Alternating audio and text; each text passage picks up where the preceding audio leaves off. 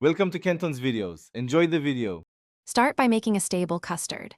Combine 2 cups whole milk, 1 cup heavy cream, and 3/4 cup sugar in a saucepan over medium heat. Stir until sugar dissolves.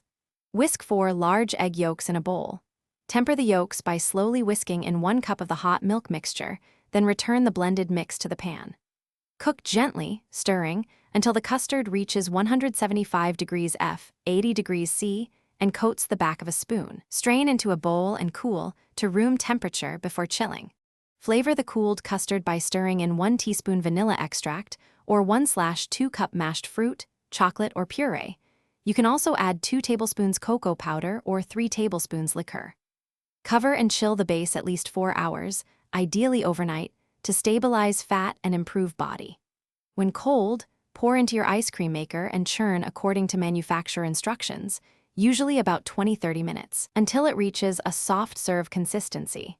Mix in 1/2 cup chopped include. For firm, scoopable ice cream, transfer the churned mix into a shallow, airtight container and freeze flat for 2-4 hours until solid. Smooth the surface and press plastic wrap directly onto the ice cream before sealing the lid. This prevents ice crystals.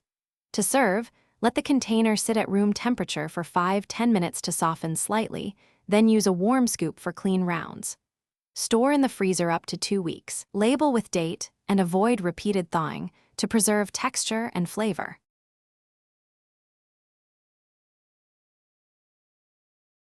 Thanks for watching. Consider subscribing if we helped you.